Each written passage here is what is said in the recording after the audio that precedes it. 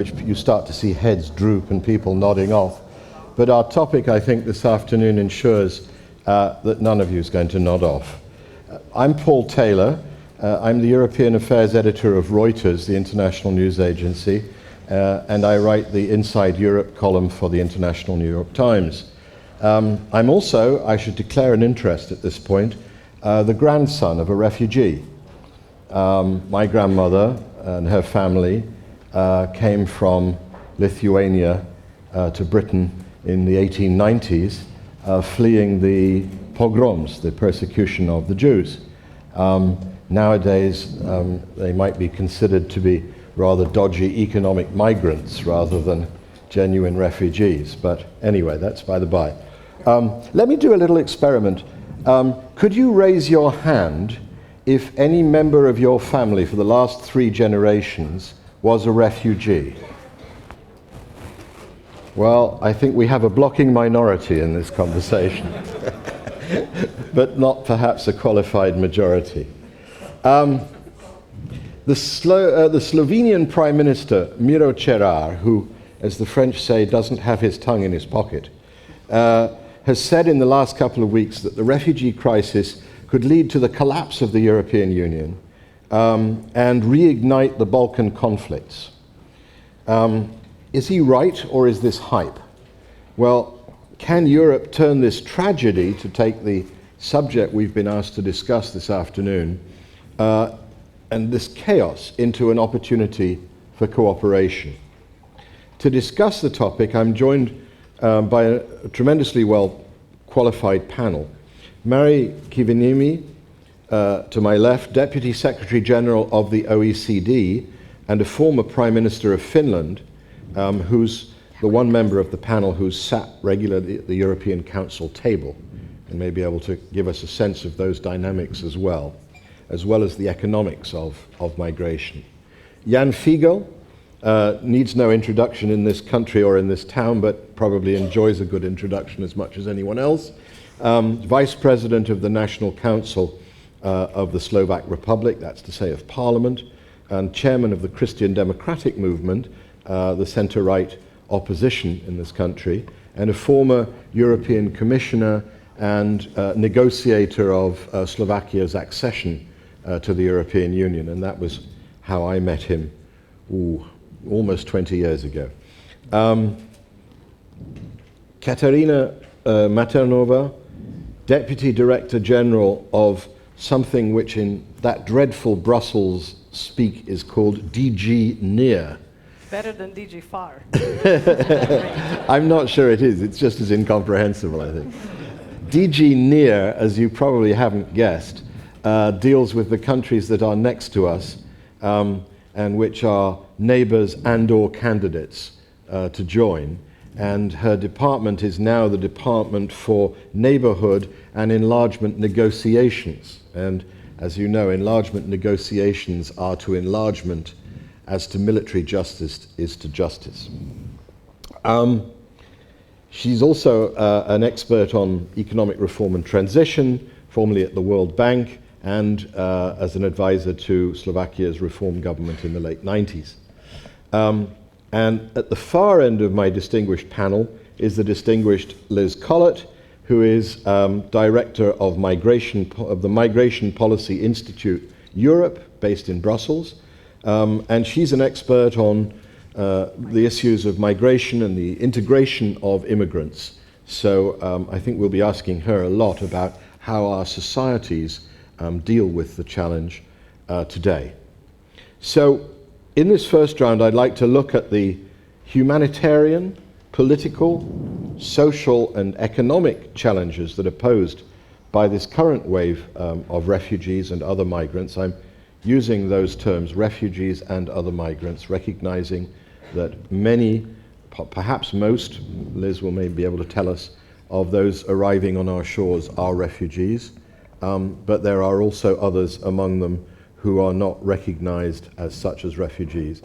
And then we'll have a chance to follow up on specific questions, and I'd like you in the audience to have a chance not only to send in questions which you can tweet, but also to hear your own voices. When you do have a question or a short comment, and I stress the short, please identify yourselves, say to whom your question or comment is addressed, keep it concise.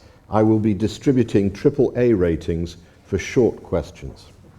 I would like you also to exercise your democratic rights and vote electronically. And I have two questions.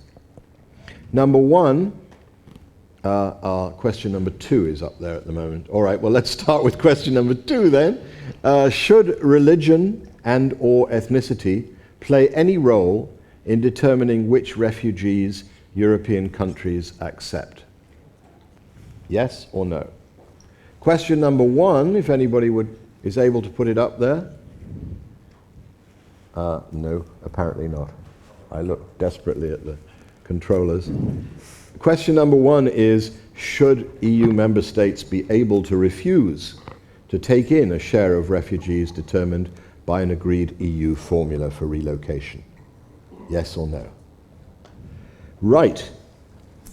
All that done. I'm going to ask Mari Kivenimi first.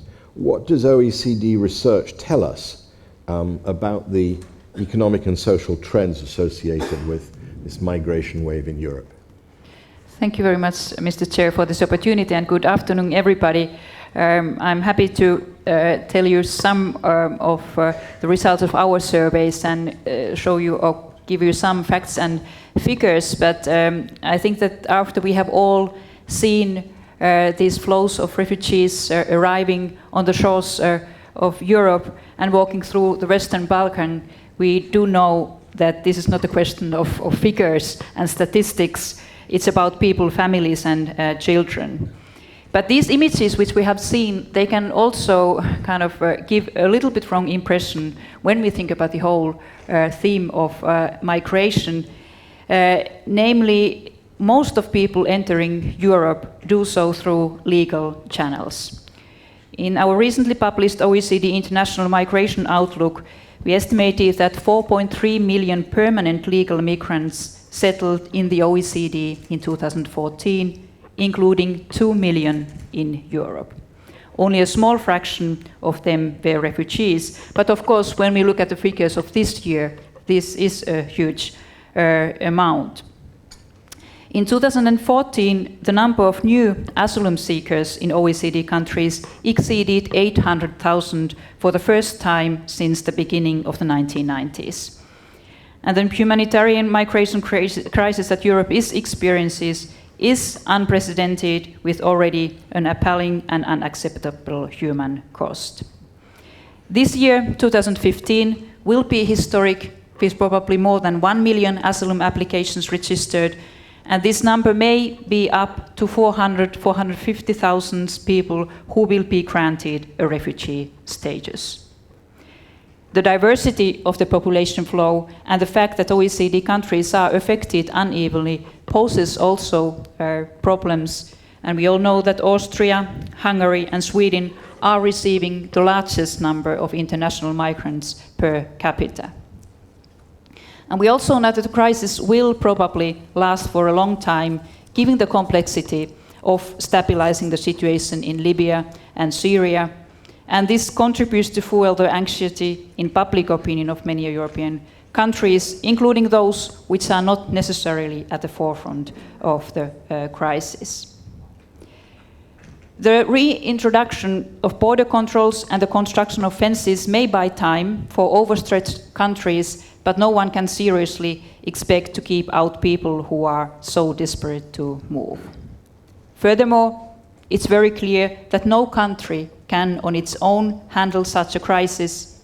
Germany, as the preferred destination country, is this year expected to receive a much greater number of asylum claimants as compared to 2014. And what is needed in order to address this crisis? It is bold, coordinated, and global policy response. When you think about immediate policy responses, they have to deal with saving lives at sea, providing emergency support to refugees and asylum seekers, reinforcing border controls and improving coordination and burden sharing mechanisms within the EU. And these now need to be complemented by other actions more focused on medium and longer term issues. First, we need to better anticipate possible future developments as migrants and smuggling networks constantly adapt their routes and strategies. Secondly, we need to step up our efforts to fight against human smuggling in cooperation with countries of transit, and this is, of course, one of the objectives of the recently agreed action plan between the European Union and Turkey. And thirdly, we need to start rebuilding trust in migration policies in institutions at national and EU level, and what is needed is comprehensive and well-tailored policies when it comes to integrations of immigrants. What about then the costs of this whole phenomena? The work of the OECD shows that migration generally plays a positive role in the economy. The evidence accumulated across a wide range of OECD countries suggests that immigrants tend to pay more in taxes and social security contributions than they receive in individual benefits. The choice of destination countries, including for refugees arriving today, is not based on the generosity of the social security systems.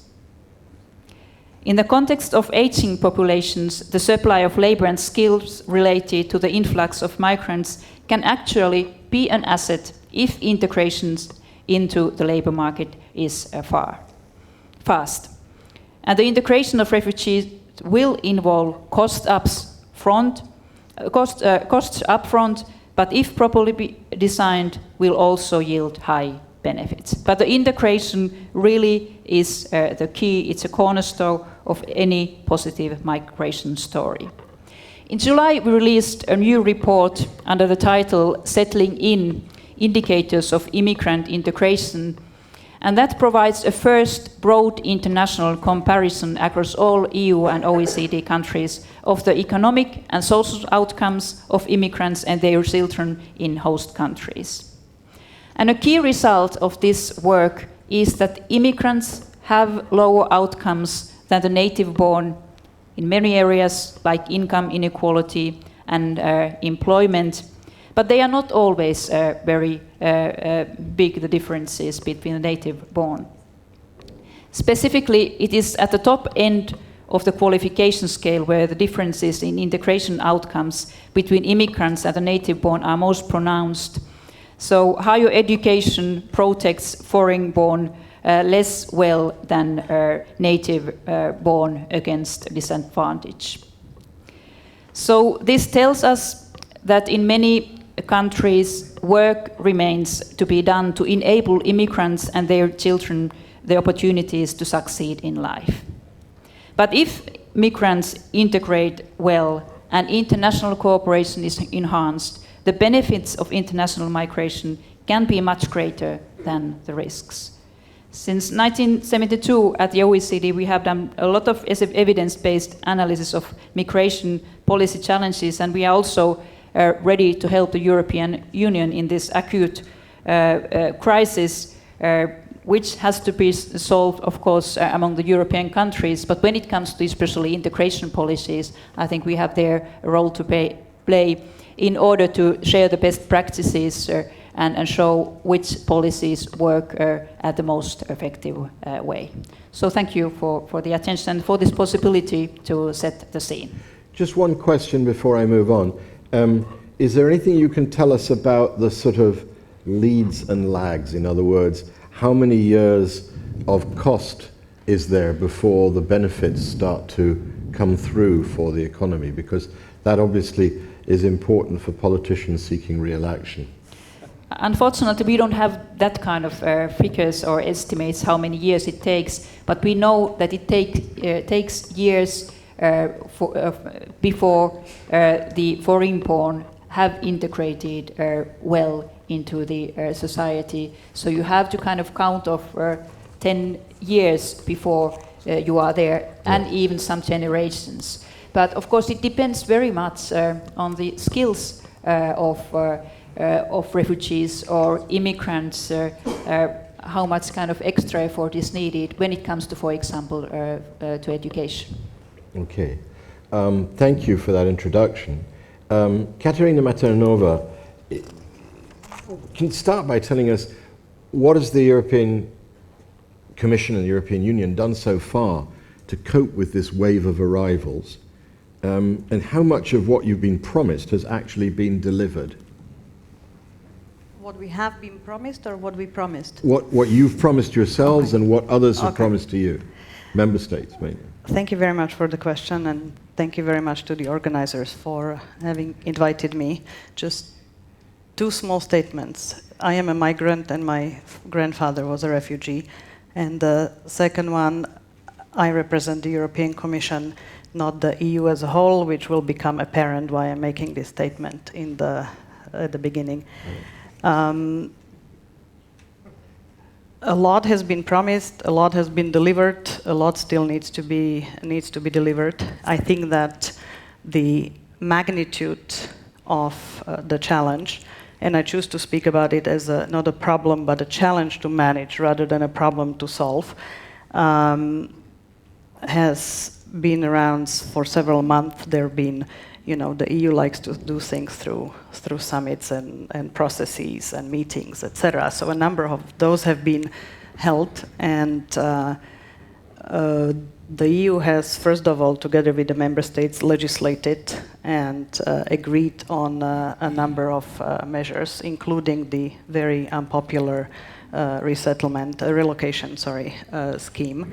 But in addition to that, there's been a very sharp increase and expansion of the mandate and work of the EU agencies, whether it's Frontex or EASO, which are the border management agencies. And there has been much stepped up cooperation with our neighbors. That's those countries that our department works with, because we happen to have both the sources of migrants, sources of refugees, and the transit countries in our portfolio. So we have worked very closely with Lebanon and Jordan, that are, by the way, shouldering a large chunk of Syrian migrants. Just for comparison's sake, in Jordan it's about 10% of the population. In Syrian migrants represent a third of the population, together with Palestinians, of Lebanon. That's as if the entire Mexico moved to the United States, just to give you an order of magnitude. And also work with the Western Balkan countries to help them manage the flows, manage the migration part of it, and address both the humanitarian and the more medium-term aspects. And I think that, as you said before, there are two things that need to happen. One is the humanitarian response to the immediate crisis, and then work with the host communities on enabling and facilitating integration, which is a more long-term issue.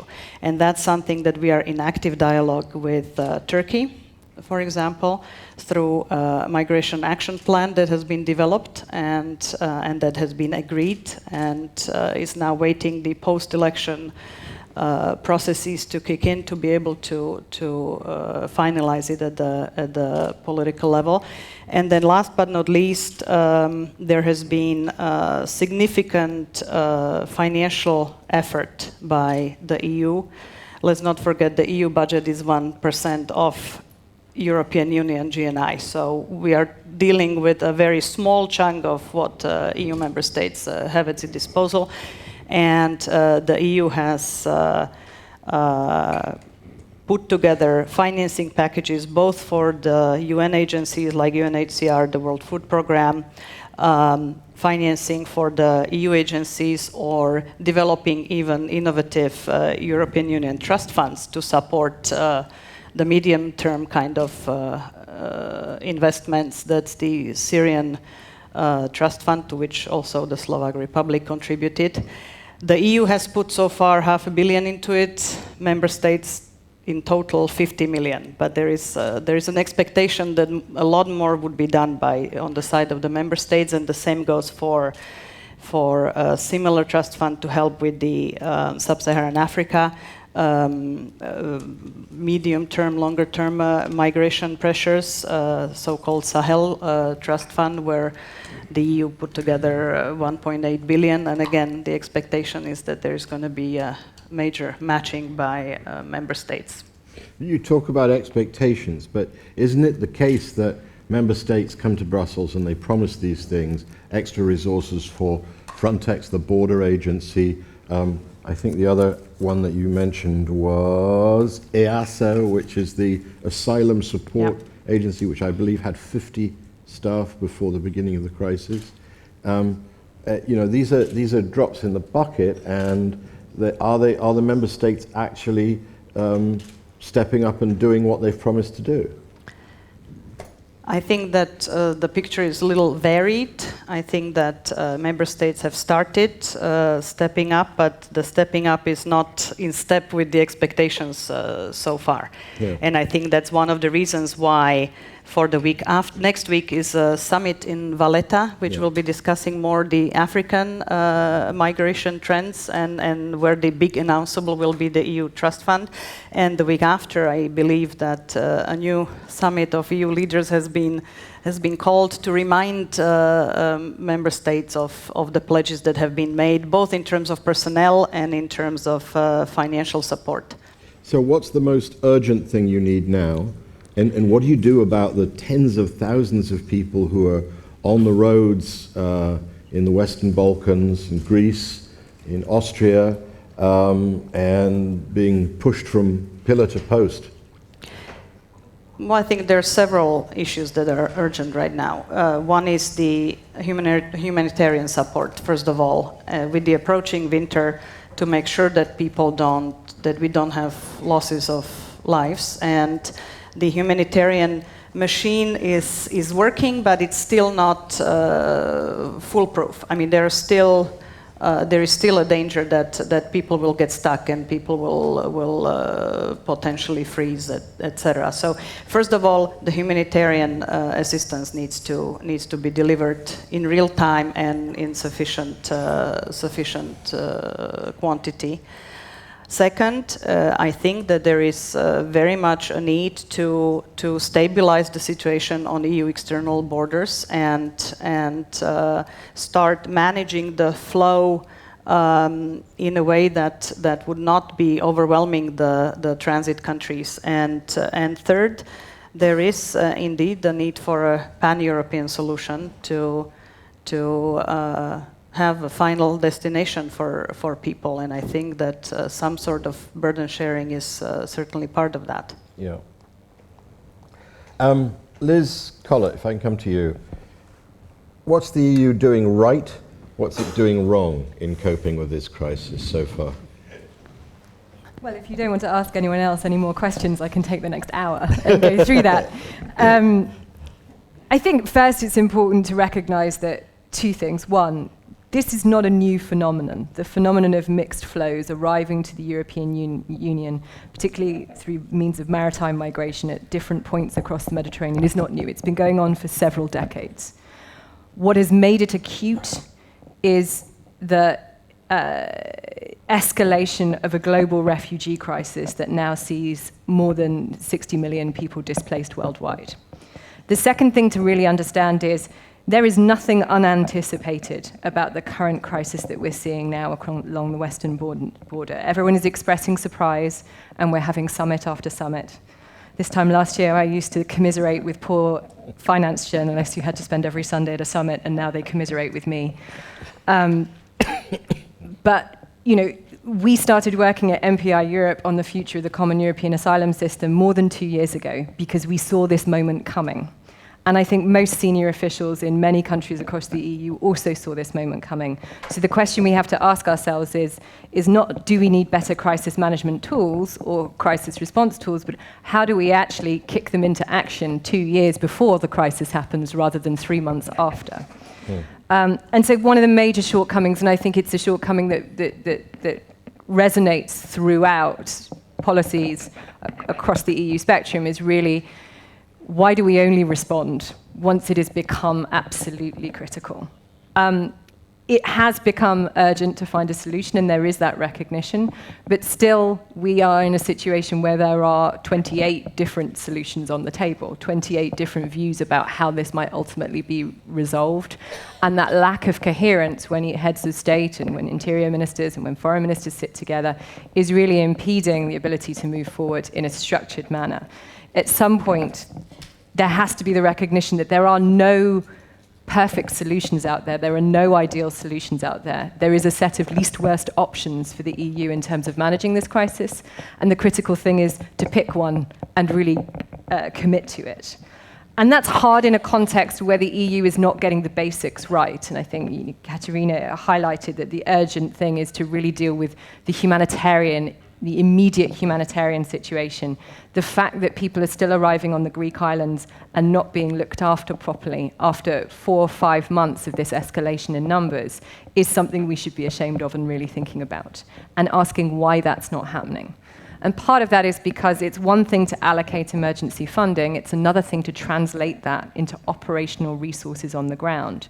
And if we've learned anything from the EU in the last few months, it's that when there are funds available, it turns out to be very, very hard to translate them through national administrations, through local administrations to get resources on the ground. So we have to rethink that.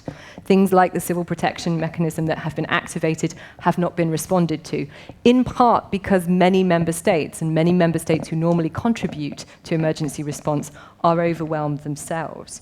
So we should really look at that. We need to move beyond crisis management and look at the investment issues writ large. We've talked about the difficulties in finding financing at member state level. We haven't even begun to think about the financial implications of this from the point of view of building capacity within asylum systems, building protection capacity in the regions of origin, and also thinking about how to invest in public services and integration in the long term for those people already in the European Union. We are at the wrong order of magnitude right now with investments. But finally, I think one of the things the EU is going to have to do in the next few years, and this is particularly difficult at a time of crisis, is to rethink the fundamentals of a common European asylum system that is neither common nor functioning as intended.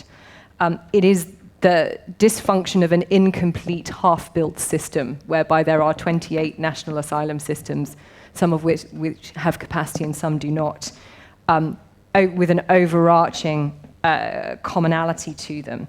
So we're going to have to think very hard about whether we want to move forward and complete that system, create a grand vision and work towards that in a concrete way, or move backwards and give up Schengen, give up our common policies in this area, and regress to where we were before the area of free movement was built. Unfortunately, the costs of regression are extremely high, not least in the terms of rebuilding border infrastructure, but the political will for completing these systems is extremely low. And I think we sit in that middle point, and we risk paralysis by not choosing one direction or the other, but sitting and doing crisis management.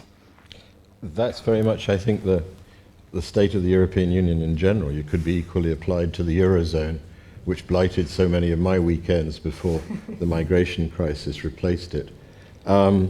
Thank you for that. A couple of specific questions.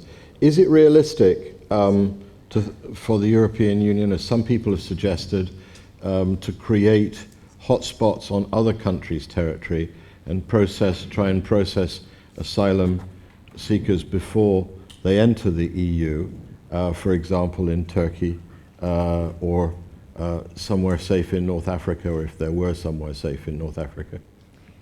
So I think until the hotspots concept becomes fully operational within the EU, it may be premature to think about it operating outside the European Union.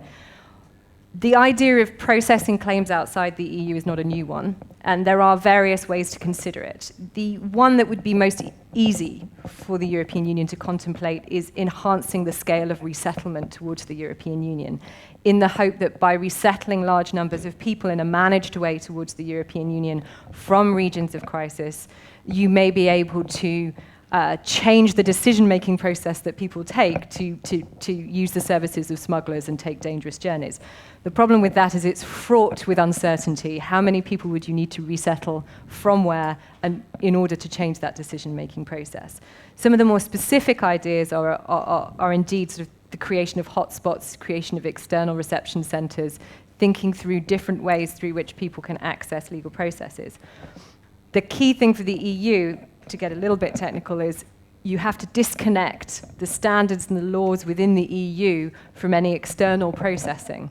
If you created an EU adjudication in a third country, you would first have to decide whose standards would you use. Would you use Germany's standards, or would you use Bulgaria's standards, which would have very different recognition rates? On what basis would you determine that someone was eligible, and therefore where they would go within the European Union? What would you do with the people who would turned out not to be eligible? Would you be creating effectively a pool of people ineligible for protection within the European Union who would reside in that third country? And the enormous question, which we're seeing in negotiations with Turkey, is what country would be willing to take on this responsibility on the EU's behalf? So there are a number of legal, technical, and practical issues with external processing in this more complex sense. But it's certainly an issue that's rising up the agenda, and people are trying to think of innovative ways to break this link between territorial access to asylum and how to manage protection. Kathy?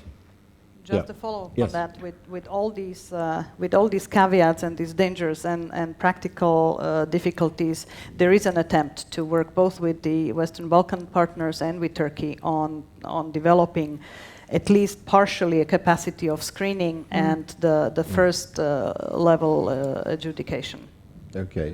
A lot of those issues that you raise, which are intriguing and complex, fraught issues, obviously apply to any attempt to screen refugees at hotspots within the EU as well.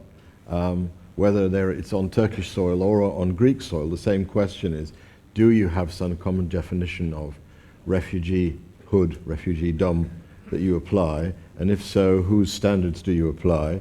And one of the questions in my mind is, can you legally and ethically, but first of all legally, detain refugees, asylum seekers, while their claims are processed in a hotspot on Lesbos or somewhere else in Greece? Well, the short answer is there are very strict limitations on the detention of asylum seekers and very strict rules on when you can use detention during an asylum procedure.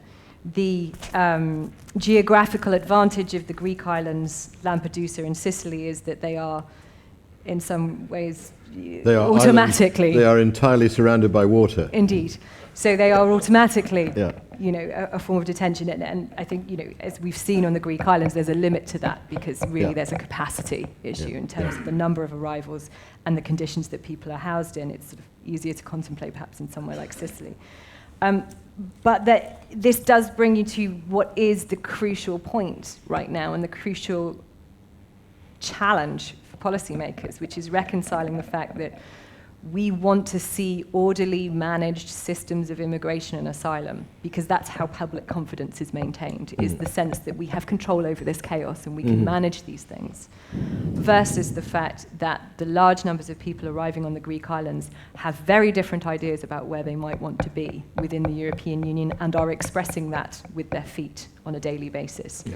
And we haven't yet come to terms with what it would take and how you would persuade those people, because I think, as we've heard, building walls is only a short-term solution. How do you create the conditions that might change those decision-making processes and perhaps slow down this flow, which is, I would love to say I had the answer. Well, we've come to the politics of it, and therefore it's right that we should turn to you, Jan Figel.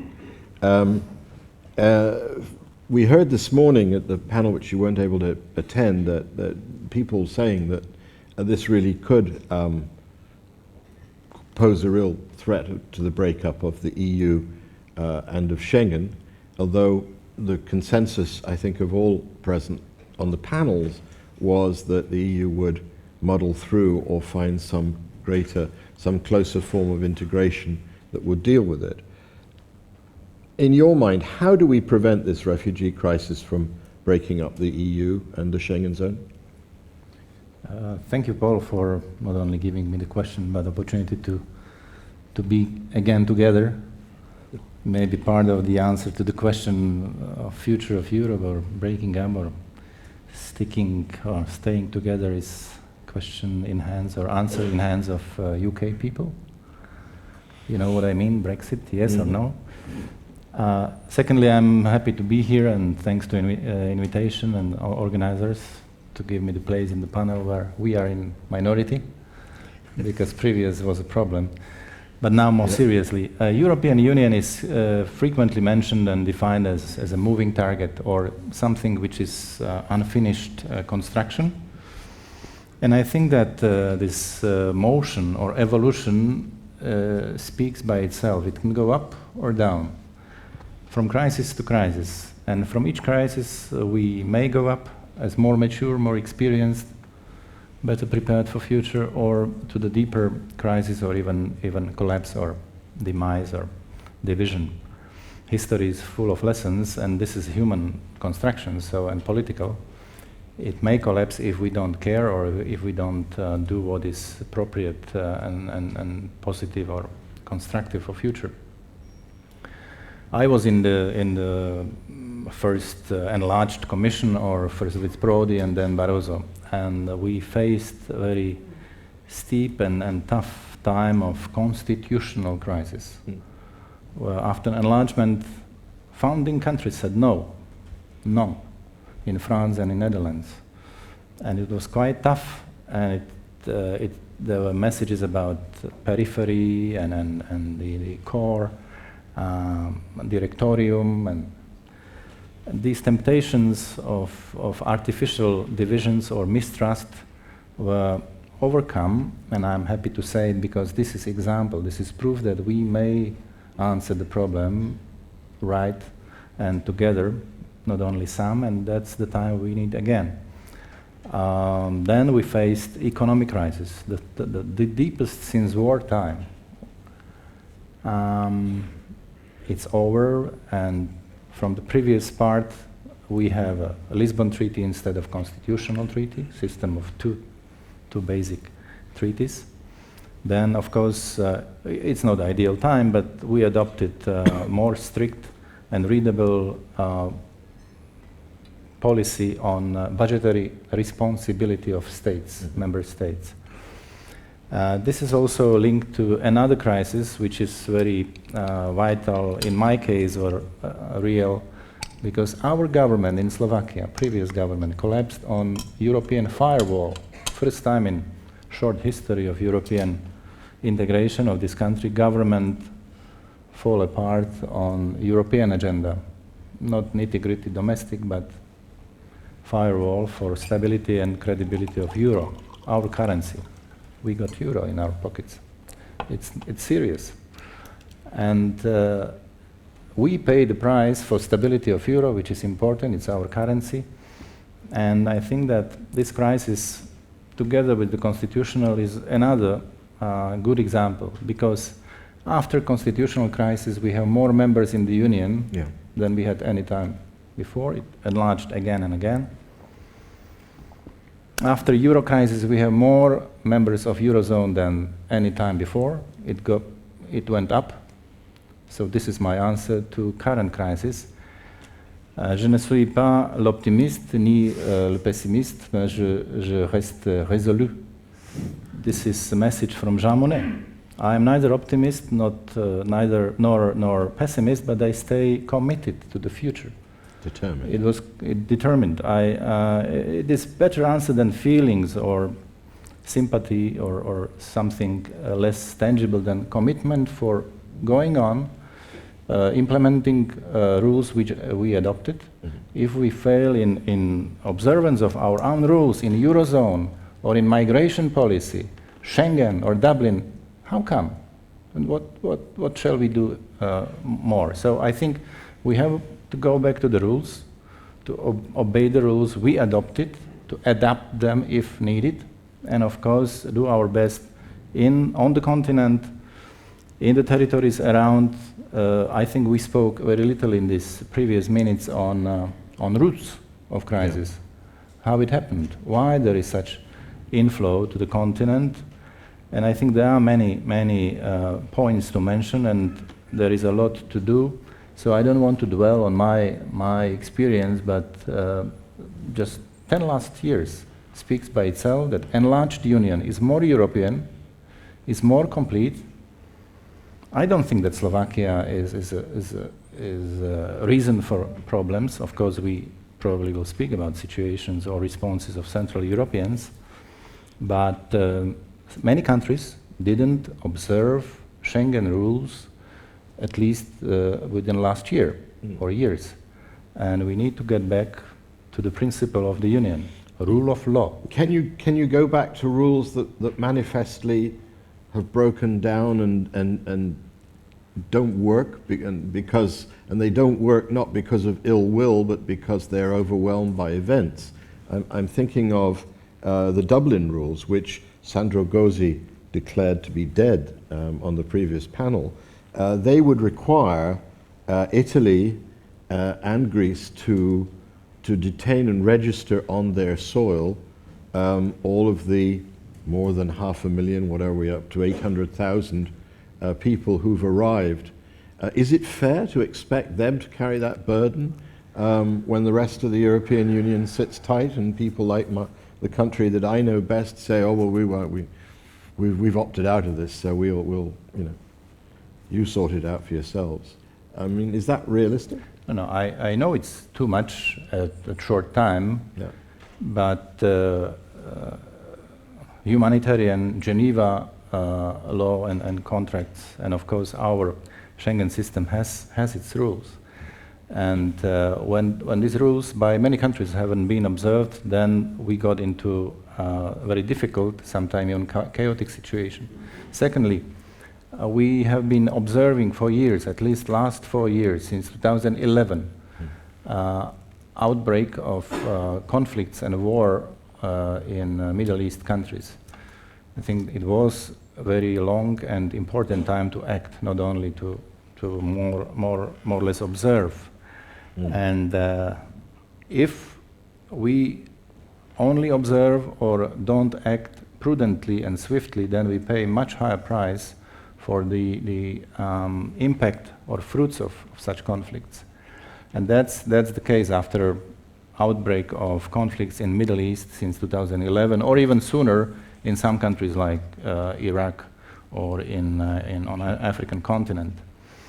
So now I wouldn't like, and I wouldn't dwell on naming, blaming, shaming, but rather returning to the principles and points important for each country, and of course for whole Europe as a community, because if not, then these crises will be not only long but very deep, and will impact our political credibility and trust.